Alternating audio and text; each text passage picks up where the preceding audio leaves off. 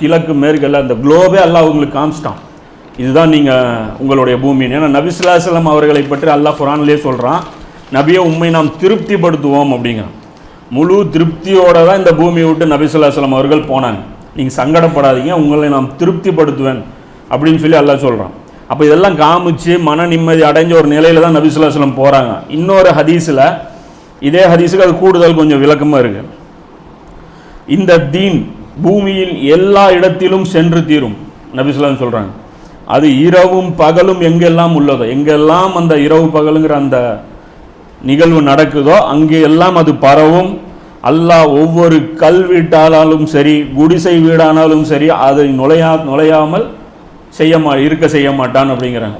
ஒவ்வொரு வீட்டுக்கு உள்ளேயும் என்ன போகும்? இஸ்லாம்ங்கிற அந்த தீன் போகும். இது எந்த வீடு, ஒரு பகுதியில் இருக்கிற வீடுகளில் முழு குளோபில் இந்த இஸ்லாம் போகுங்கிறாங்க. இந்த தீன் நுழைந்தே தீரும். கண்ணியமாக அதை ஏற்றுக்கொண்டாலும் சரி, எல்லாம் எதிர்த்து இழிவடைந்து சரணடைந்த நிலையில் ஏற்றுக்கொண்டாலும் சரி, அது இஸ்லாம்ங்கிறது போயே தீருங்கிறாங்க. கண்ணியமாக ஏற்பது என்பது இஸ்லாத்தை ஏற்பதன் மூலமாக கிடைப்பது.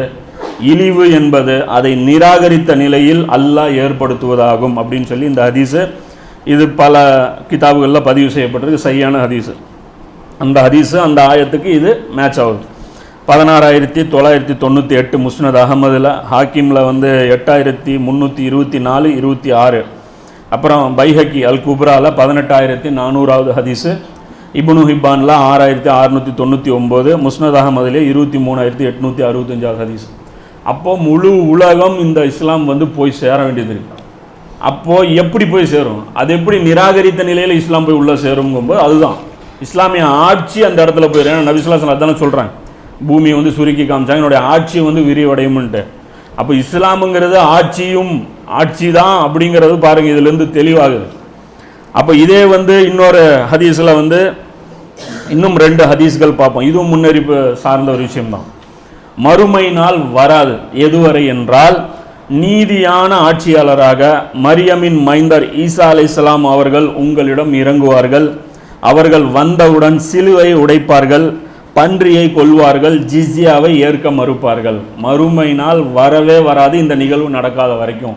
அப்படின்னா நிகழ்வு, ஈசா நபி இந்த உலகத்தை நீதியாக ஆட்சி செய்வார்கள், முழு உலகத்தையும் ஆட்சி செய்வார்கள் அப்படிங்கிறாங்க. அப்போ அரசியல் இதிலிருந்து அந்த அரசியல் ரீதியாக தான் நபி ஸல்லல்லாஹு அலைஹி வஸல்லம் அவர்கள் இதை குறிப்பிடுறாங்க.